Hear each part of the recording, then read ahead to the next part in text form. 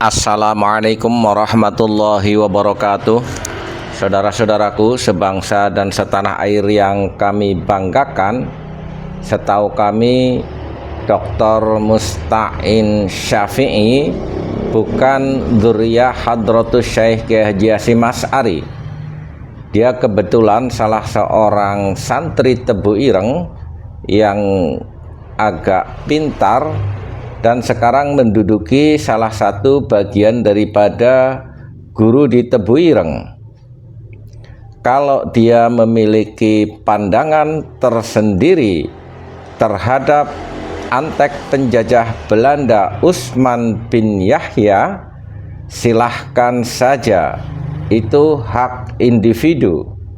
Tetapi ketika mengkaitkan dengan Hadratus Syekh Kiai Haji Hasyim Asy'ari, apalagi melabelingnya seolah-olah ada ijma' sukuti, ini menjadi bagian publik yang harus dikritisi secara publik pula. Setidaknya banyak kegerahan di kalangan alumni, kok ada orang dalam tanda petik santri Tebu Ireng berani secara gegabah mensifati Hadratus Syekh Kiai Haji Hasyim Asy'ari hanya dengan perspektif dirinya, tanpa data dan fakta yang mendukung terhadap apa yang Musta'in katakan. Meskipun kita meyakini kekonyolan apapun yang dilakukan oleh seseorang, siapapun itu, tidak akan mengotori, mencemari keberadaan Tebu Ireng, karena kita yakin doa perjuangan Hadratus Syekh Kiai Haji Hasyim Asy'ari dikabulkan oleh Allah Ta'ala untuk menjadikan Tebu Ireng bagian daripada benteng pertahanan keilmuan Ahlus Sunnah wal Jamaah serta eksistensi Negara Kesatuan Republik Indonesia. Karena kekonyolan secara sepihak, Dr. Musta'in menceritakan tentang Hadratus Syekh Kiai Haji Hasyim Asy'ari yang terframing seolah-olah sama dengan antek penjajah. Perlu kami ingatkan sikap Hadratus Syekh Kiai Haji Hasyim Asy'ari semenjak awal terhadap penjajah Belanda. Dalam sejarah pra-kemerdekaan nasional, kita tahu beliau mendeklirkan non-kooperatif terhadap penjajah Belanda, menantang perang terhadap Belanda. Dan jargon beliau sangat masyhur sekali, hubbul watan minal iman. Sampai-sampai beliau mengharamkan tasyabbuh, hanya sekedar pakaian yang dikenakan oleh penjajah Belanda, konteks pada saat itu diharamkan. Jadi sangat naif sekali kalau ada seseorang yang mungkin karena dia mukibin menyeret-nyeret nama besar Hadratus Syekh Kiai Haji Hasyim Asy'ari untuk pamper keberadaan klan Khabib Dobolowi yang pada saat ini rungkat serungkat-rungkatnya terbongkar kebohongan, kepalsuan, arogansi dan supremasi para Khabib Dobolowi.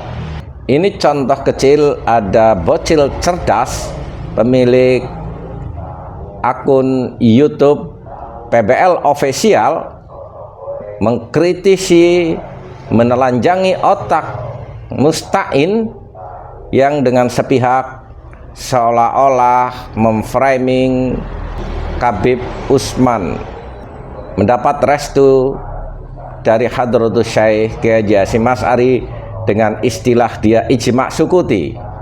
Ini tanpa mengurangi rasa hormat saya kepada Romo Kiai Haji Musta'in Syafi'i. Beliau menyampaikan di dalam salah satu majalah Tebu Ireng, kita sampaikan. Maaf, ini saya tidak ada hubungan dengan masalah Tebu Ireng ataupun yang lainnya. Kita cuma sekedar mengcounter pribadi statement dari Kiai Haji Musta'in Syafi'i. Ya, ini perlu digarisbawahi. Di dalam majalah tersebut, kita bacakan majalah tersebut dan kita tampilkan ya, supaya teman-teman tahu. Jadi di dalam majalah tersebut itu intinya seakan-akan Mbah Hasyim Asy'ari dan Habib Usman bin Yahya itu sepakat memperjuangkan mau beda tempat, mau beda cara. Kalau di dalam keterangan ini dinamakan ijma' sukuti, tanpa ada koordinasi pun ini sudah mengiyakan semua. Padahal ketika kita lihat secara tahunnya, secara sejarahnya sama sekali jelas tidak pas. Yang menjadi pertanyaan ini sekelas dokter, sekelas kiai loh. Kenapa tidak menganalisis segitunya? Jangan sampai dengan kefanatikannya itu mengatasnamakan Mbah Hasyim Asy'ari. Apa kita nggak malu? Itu loh. Jangan sampai untuk mencari kemenangannya, untuk mendukung tanpa alaminya, sampai-sampai Mbah Hasyim Asy'ari dicawel-cawel, yang ternyata secara kesejarahan tidak pas. Ini saya ulangi lagi, tanpa saya mengurangi rasa hormat ya, tanpa mengurangi rasa saya takdim kepada beliau. Ini perlu diluruskan. Repotnya ini kan masuk di dalam majalah Tebu Ireng. Ini bahaya. Apakah para santri tidak menganalisis secara kesejarahan ini? Mbah Hasyim Asy'ari loh, seorang tokoh besar Nahdlatul Ulama. Sampai kita tidak tahu alur sejarahnya. Kok sampai-sampai disamakan dengan Habib Usman yang pemberontak itu, anti Belanda itu. Oke, kalau nggak percaya kita bacakan terlebih dahulu majalahnya, entar kita counter, kita sudah catat. Dan kita ntar akan terangkan bagaimana ketidaksesuaian dan kesalahan daripada statement atau keterangan ini yang dilakukan oleh DR Kiai Haji Musta'in Syafi'i. Ini kita mengkonter secara pribadi, gitu ya. Kita nggak gimana-gimana, karena ini masuk di dalam majalah Tebu Ireng dan kita akan tampilkan. Ini edisi 96 November Desember 2024. Kan parah nih, kemarin-kemarin doang. Oke, kita baca ya. Strategi perjuangan Hadratus Syekh dan Habib Usman bin Yahya. Yang dimaksud Hadratus Syekh yang Mbah Hasyim Asy'ari. Strategi loh perjuangan. Kita baca ya.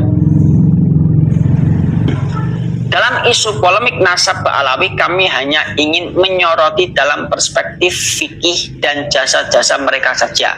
Jadi mungkin tidak ngurusin tentang polemik nasab sambung atau tidaknya, tapi ngurusin tentang jasa dari klan Ba'alawi yang dibahas yaitu Habib Usman bin Yahya. Tidak dari sisi nasabnya jelas. Kami menyebut ada semacam ijma' sukuti. Ijma' itu kesepakatan, sukuti itu diam. Sepakat walaupun tidak menyatakan. Tuh. Terus job description antara Hadratus Syekh Hasyim Asy'ari ya. Selanjutnya disebut Hadratus Syekh dengan Habib Usman bin Yahya. Nah, Habib Usman bin Yahya pernah berfatwa bahwa dilarang memberontak kepada pemerintah Hindia Belanda. Jadi seakan-akan Mbah Hasyim Asy'ari dengan Habib Usman itu berfatwa seperti ini. Kalau Habib Usmannya iya, Mbah Hasyim Asy'arinya enggak. Dulu. Terus kita baca. Hal ini karena kurangnya persyaratan. Ya, ia berhujah dari kitab Zubat karya Ibnu Ruslan. Mirisnya, ada sebagian kalangan yang menganggap Habib Usman sebagai anti Belanda karena berfatwa seperti itu. Anggapan itu keliru besar karena mereka tidak melihat dari perspektif fikihnya. Gimana keliru besar? Wong ada tragedi Cilegon loh, perang Cilegon, kitabnya ada.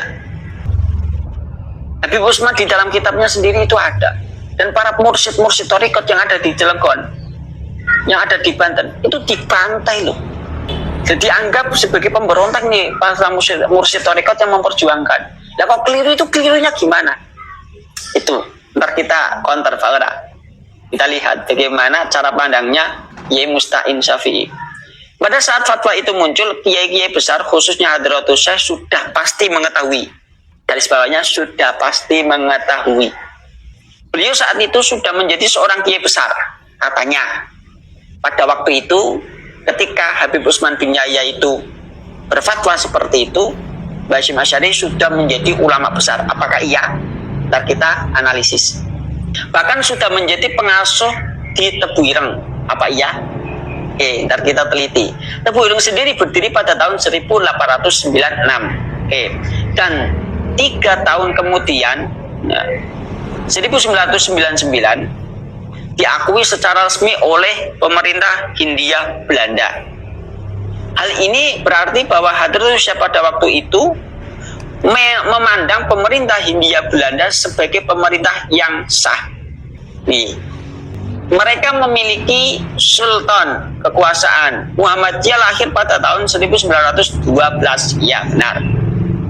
Yang meresmikan adalah pemerintah Belanda.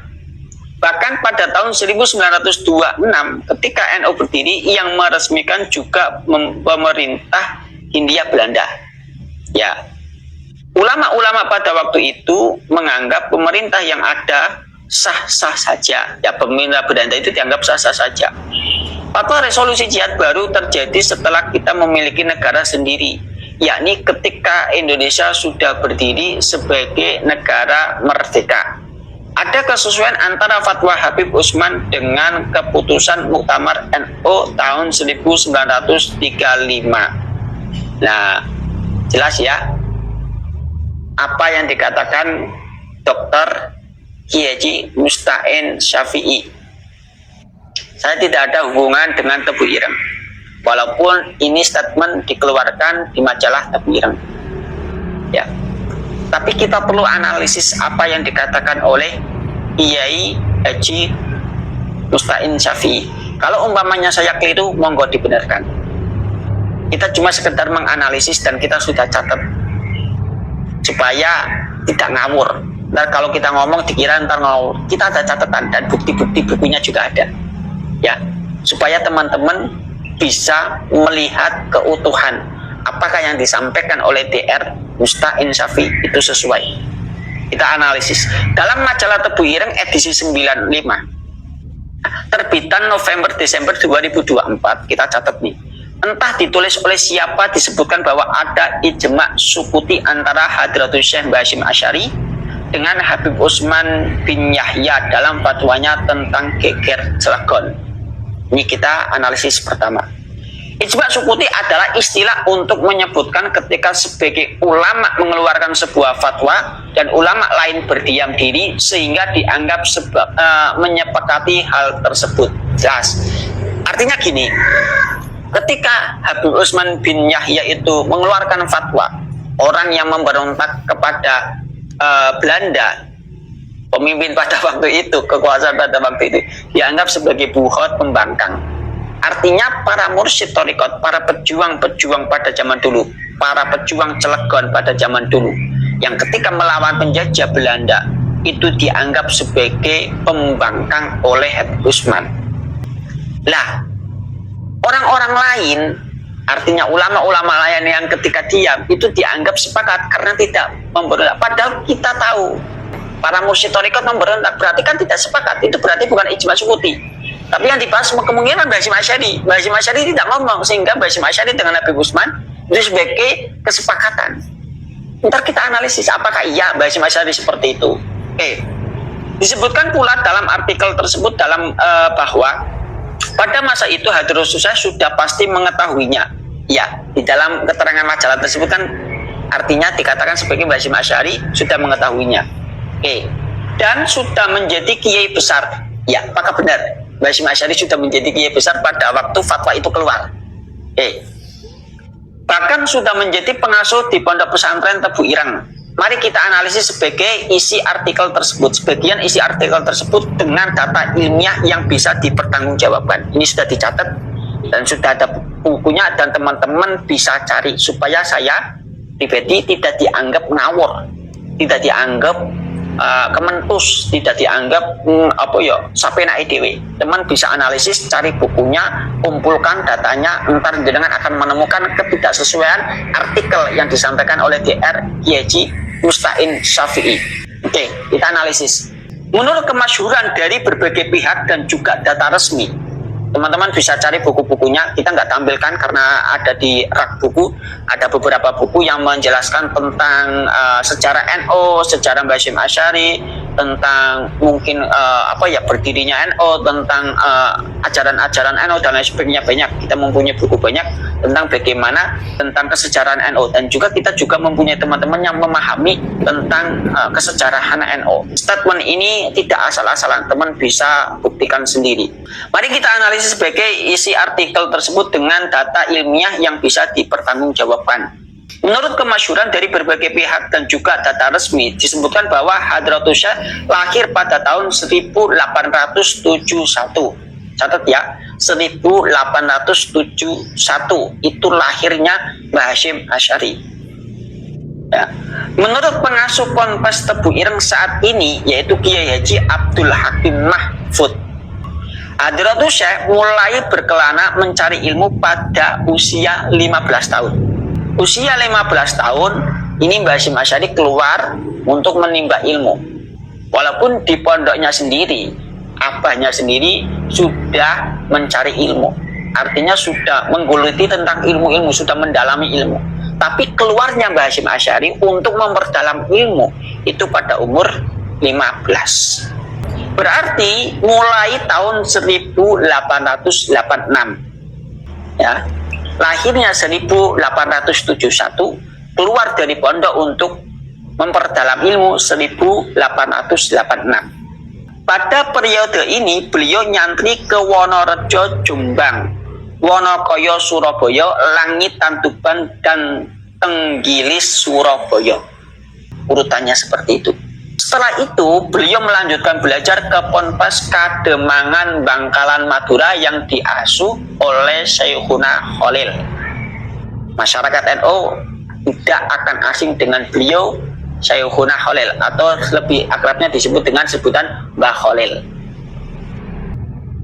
Guru Mbah Hasyim Asy'ari banyak ya, salah satunya Syekhuna Khalil yang terkenal, ya gitu. Oke, kita lanjut ya. Jadi teman-teman ntar perhatikan tahunnya. Pada tahun 1891, beliau kembali ke Jawa melanjutkan mondok di Siwalan Panji, Sidoarjo. Beliau melanjutkan belajar ke Mekkah Al-Mukarramah pada tahun 1893. 1891 mondok di Siwalan Panji, Sidoarjo. 1893 mondok di Mekkah Al-Mukarramah. Dan kembali pada tahun 1899. Saya urutkan. 1891 mondok di Siwalan Panji, ya, Sidoarjo. 1893 mondok di Mekah. Terus 1899 pulang. Tuh. Selanjutnya mari kita cocokkan angka tahunnya. Geger Cilegon ini terjadi pada tahun 1888. Geger Cilegon ya, yang dimontori oleh para mursyid thariqat, yang dikatakan oleh Habib Utsman sebagai pembangkang, padahal itu perjuangan. Maka Habib Utsman dikatakan anti Belanda karena ini. Karena para pejuang kita yang memperjuangkan kemerdekaan malah dilarang, maka dikatakan sebagai anti Belanda. Dan mendapatkan medali singa atau apa kayak gitu oleh Belanda. Karena ya berjasa terhadap Belanda, bukan terhadap Indonesia. Kita analisis ya. Geger Cilegon itu terjadi pada tahun 1888. Beliau belum dikenal sebagai kiai besar, maksudnya Mbah Hasyim Asy'ari, dan belum mendirikan pondok. 1888 itu beliau belum menjadi ulama besar, belum dikenal sebagai ulama besar, dan belum mendirikan pondok. Teman-teman bisa lihat gimana wong belum mendirikan pondok, belum dikenal ulama besar, dikatakan ijma sukuti dengan Habib Utsman. Ini kan analogi yang lucu, yang keliru. Oke, kita lanjutkan. Beliau belum mendirikan, menjadi kiai besar dan belum mendirikan pondok. Sebab menurut catatan resmi, beliau baru mendirikan pondok Tebu Ireng pada tahun 1899. mendirikan pondok 1899, Geger Cilegon 1888. Sedangkan tahun 1896 masih berada di Mekah untuk belajar sekaligus mengajar di sana. Jadi 1896 itu masih di Mekah. Nah, pulangnya kan itu tahun 1899. Nah, terus mendirikan pondok, belum mendirikan pondok. Dari sini kita dapat menyimpulkan tidak adanya ijma sukuti antara Hadratus Syekh Basyim Asy'ari dan Habib Usman bin Yahya sang mufti Betawi Antek Belanda. Tulisan dalam artikel majalah tersebut jelas bertentangan dengan fakta sesungguhnya. Ya, jelas dengan fakta sesungguhnya. Habib Usman bin Yahya ketika mengeluarkan fatwa ketika terjadi geger Cilegon itu pada tahun 1888. Sedangkan Basyim Asy'ari 1988 itu belum mendirikan pondok. Beliau pulang dari Mekah 1899. Berarti masih di Mekah. Jadi ini repot analoginya kalau menggunakan referensi dari Kiai Haji Musta'in Syafi'i. Berdiri pondoknya itu pada tahun 1899 yang resmi kok. Harus tahu dengan hal-hal seperti ini. Jadi jangan sampai Basyim Asy'ari itu dibegal hanya untuk melegalkan sebuah fatwa sesat. Usman bin Yahya itu jangan sampai yang mengkhianati perjuangan rakyat Cilegon. Ya harus kita luruskan. Ini ada NB saya tulis ya. NB Pondok Tebu Ireng didirikan tahun 1899. Ya, dan baru diakui pemerintah Hindia Belanda pada tahun 1906. Berdiri Pondok Pesantren Tebu Ireng 1899. Diakui resmi 1906. Fatwanya Habib Usman bin Yahya ketika geger Cilegon itu pada tahun 1888. Basyim Asy'ari belum ada di Tebu Ireng. Artinya masih dalam taraf perjuangan mencari ilmu. Di mana ada ijma usukutinya. Gitu loh. Jadi ketika kita melihat perjalanan waktu pondok pesantren Basyim Asy'ari kan ada teror, ada rahasia, ada persekusi, pemusnahan kitab, bahkan ada pembakaran yang dilakukan oleh pemerintah Hindia Belanda. Ini sudah jelas ya, intinya apa yang dikatakan oleh Dr. Kiai Haji Musta'in Syafi'i, saya ulangi berkali-kali ya, tanpa mengurangi rasa hormat saya kepada beliau, dan kita tidak ada hubungan dengan Tebu Ireng. Artinya kita cuma sekedar meluruskan statement yang karena masalah ini lagi ramai. Kalau enggak ini akan menjadi apa ya?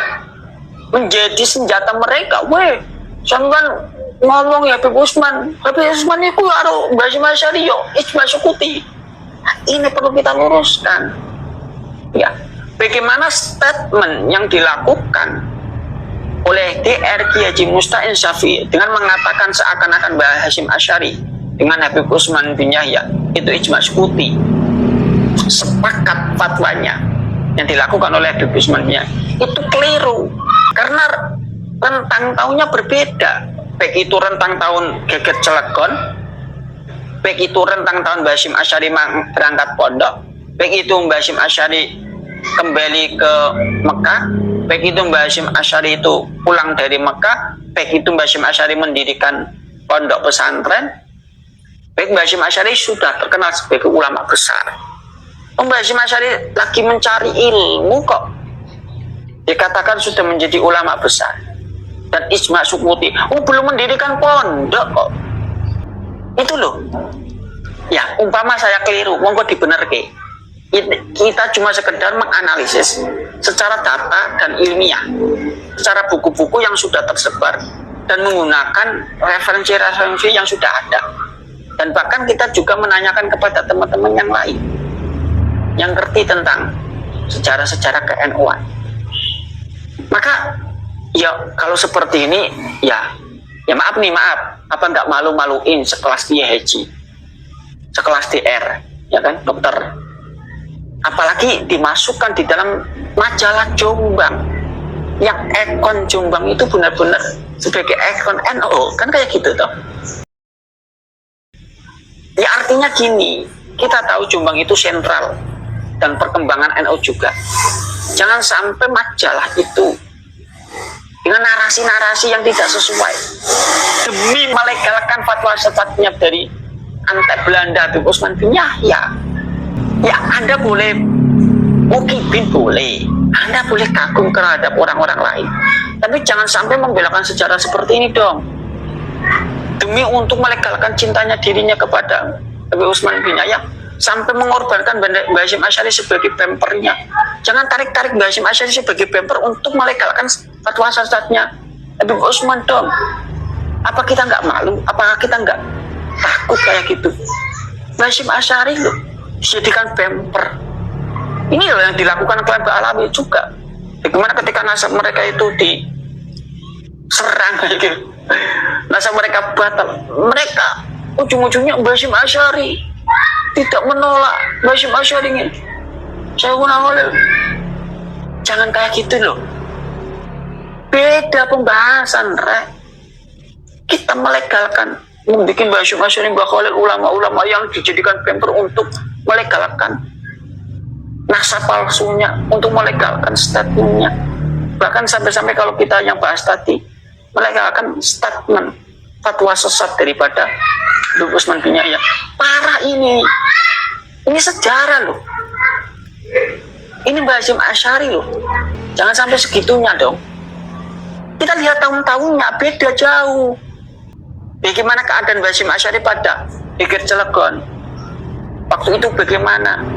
Bagaimana pendirian pondok pesantren Tebu Ireng? Bagaimana Mbah Hasyim Asy'ari sudah menjadi seorang pengajar? Itu. Jadi saya mohon kepada seluruh teman-teman generasi muda untuk benar-benar kritis di dalam kesejarahan ini supaya tidak ditipu dalam kesejarahan.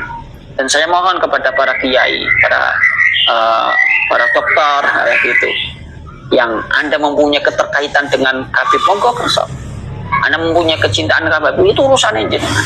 Tapi jangan sampai membela kesalahan Habib dengan mengatasnamakan Mbah Hasyim Asy'ari ataupun yang lainnya demi melegalkan, ya, membela daripada antek Belanda. Itu loh. Ya, semoga ini sampai kepada Dr. Haji Musta'in Syafi'i dan teman-teman yang melihat video ini, sampaikan. Ini umpamanya saya salah, saya minta maaf dan koreksi. Bisa jadi saya salah apa analisis, tapi ini bukan asal-asalan. Apa yang kita ucapkan tadi, apa yang kita terangkan tadi, itu menggunakan data dan fakta. Jadi ini bisa dipertanggungjawabkan. Oh, umpamanya saya salah, monggo, salahnya gimana, monggo dikoreksi. Kita tidak menutup untuk dikoreksi siapapun, baik itu langsung DR Kiai Haji Syafi'i Musta'in ataupun kiai yang lain dan teman-teman santri, kayak gitu loh. Monggo dikoreksi. Saudara-saudaraku sebangsa dan setanah air yang kami banggakan, bahkan seorang dokter pun bisa mendadak pekok ketika sudah dekat-dekat dengan para Habib Dobolowi, apalagi kalau memiliki niatan untuk membela para Habib Dobolowi yang jelas dari sisi apapun mereka telah mencemari sejarah peradaban di Nusantara. Bersiaplah. Walafu minkum. Wassalamualaikum warahmatullahi wabarakatuh.